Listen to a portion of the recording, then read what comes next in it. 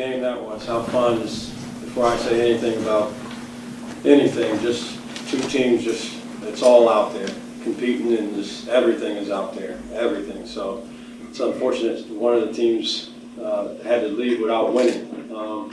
So our hats off to Virginia Tech's got such a great program, so much substance in their program, so competitive, and they're good and they're skilled. And so we were challenged in a lot of different ways. Our rules and discipline was challenged multiple times. We failed in some of those occasions, but we persevered enough times to be able to come out and get a really good quality win against a quality coach and a quality program.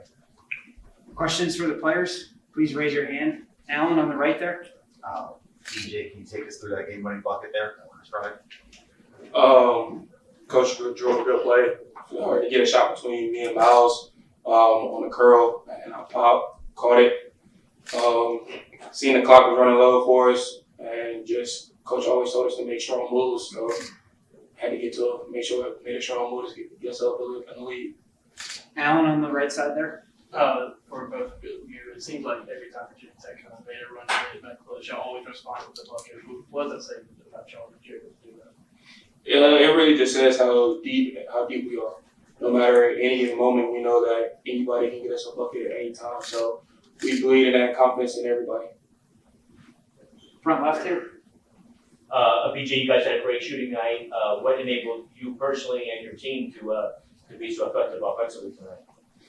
Really just focusing on defense. Defense fuels our offense. So getting stops, that fuels in us in transition, and then makes us also feel better on offense when we start making shots as well. If I may, I remember back in the day, you once were going to be a Hokie. What's it back to now?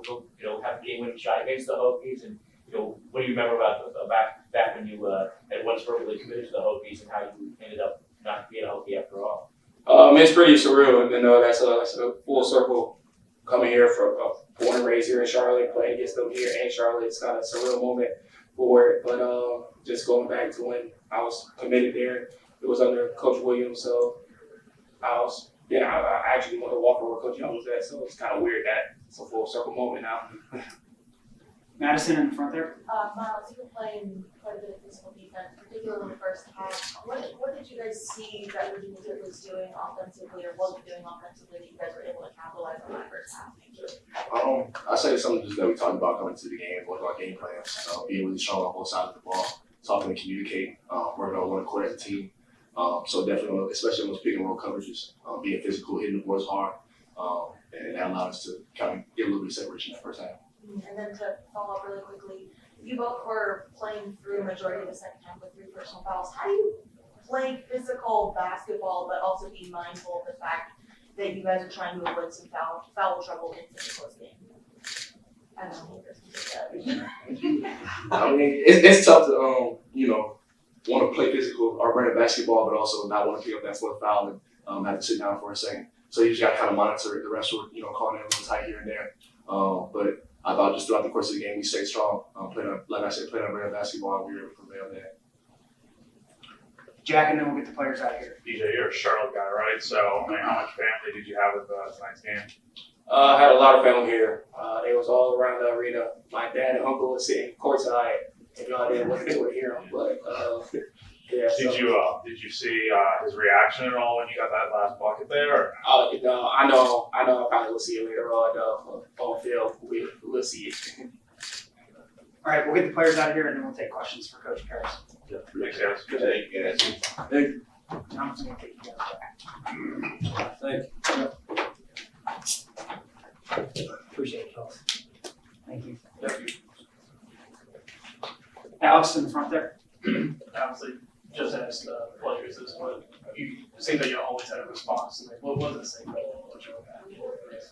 Yeah, I mean, I don't know what it means for the rest of the season necessarily, but it says guys are confident in what they do, and they're confident also in what we do. And so I thought a big key to it was we generated pretty good shots most of the time. And it was a variety of things that we did. We attacked the rim some with some strong moves that way. We had a good bit of stuff that was happening on post feeds. and then we also mix in some threes. So I think they're just a confident group offensively, and I think it's made more confident by their confidence in what we're all doing together. And so when you're confident and you're relaxed, you can play your game. You can make shots in tense moments. And we didn't get frazzled. Their crowd was loud. The guys didn't get frazzled. They looked to each other for what would be the next thing that we had to do at any particular moment. We gave the lead up, right? And then to come back, I know it was 3 minutes and some left in the game, and we gave the lead up. And so then we had to do it with stops. We had to have those stops. And so I just think it says a lot about those guys in this particular game. Hopefully that's something we can carry forward to the rest of the season. But today they were just a very, very competitive, determined group. Front left here, David Cunningham, text online. You mentioned you guys had to get stops that last Tech possession. Kind of bottled up Padula, Cooper, and Wright. What did you see from your vantage point about just the way you guys defended that winning run? Yeah, I thought our intensity was extremely high, and so was our discipline, which is a hard combination to have. When you're playing such intense, high energy defense, it's very hard to also be disciplined and make the switches out there that you're supposed to make and not make the ones that you're not supposed to make. The funny thing, we go into the huddle after they called the timeout. And there were a couple of different things that I thought about trying to do, and our staff discussed about trying to do defensively. But I thought it was really important that we continued to establish what our bread and butter was. So there was no trickeration in what we did on that defensive possession. We did what we do. We're going to live with the results, because when you have guys like Padula and Couture who can create shots like that, and then they also can make shots that aren't even great shots, you're at risk in a scenario like this, 2-point game. So, sometimes I will do some things to make sure, at worst, it's an overtime situation. But I didn't want to do anything that we hadn't really practiced. I just didn't want to do that. I wanted these guys to establish themselves with what our bread and butter was, our man-to-man defense, and they did that.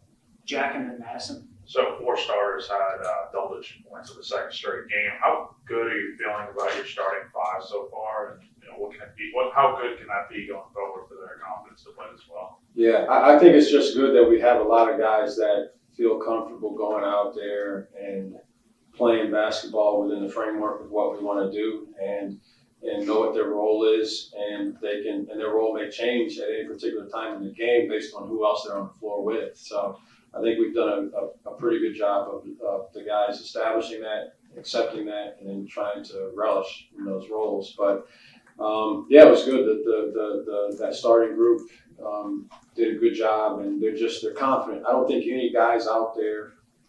I'm sure internally, maybe someone's saying, maybe I would have had 2 more shots. I could have. Maybe they're saying that, but they're not outwardly, and their teammates don't believe that. So I just think they want to just do business as usual, get the ball popping, get some good screens and cuts. And, if I call someone's number on a specific play, which we did, we called a play specifically for Talon around the basket. We called a play specifically for B.J. We called a play specifically for Myles.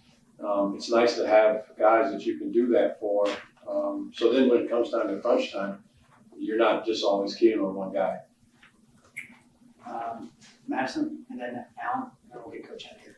You guys were playing with, I think it was 3 or 4 true forwards tonight. How do you adjust when you guys have maybe less of one type of player versus another, especially when Josh Gray is out and you're kind of dealing with all of that kind of stuff you guys about? Yeah, we harp on guys knowing as many positions as they possibly can, and, particularly defensively.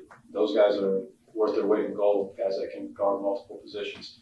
But even offensively, just some familiarity. Like we ran an offense tonight, push we call it, and it was with Zach at the 4, and he doesn't really do it. In fact, in one of the huddles, I commended him for knowing and running push. We needed him in a pinch at that time. Guys were tired. That just was what the matchup was going to be. So we got a couple different things that we can do. Our base offense is constructed in a way that no matter your skill set or who you are, you can function. The offense can function with you out there if you're willing to screen someone, or you can add value as a passer, or you can add value as a cutter. Cutter is really important for us. So it allowed us a little more versatility. And Zach, I want to make sure I say something about Zach. I thought Zach did a really good job defensively, especially. He's getting more and more disciplined as a defender, and he's growing that way. But he had some really good minutes for us. It was another good team win, just a good team win. Certainly BJ's play at the end was a real important one for us, but that was a good team win. Last question goes to Alan on the right there. You mentioned bread and butter a couple times. You're still trying to gain the establishment identity with this team. What does a win like this do when you're just working on that process so early in the season? I think it solidifies, just for these young people, it's all about confidence, right?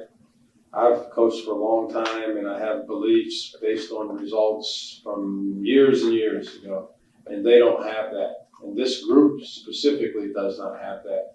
So I think it's just, they're going to be talking on the bus on the way back home about plays that happened and things that they could have done. And what if I would have just done this? And we could have been in a much different position. So, but we got back to some basic things defensively, especially in those last couple minutes, and we prevailed because of that. So honestly, it couldn't have gone any better for those guys in terms of just solidifying the things that I'm their coach. I'm supposed to say the things I say. But then when they see it happen in real time and in real life, then there's nothing better than that for their overall growth as a group.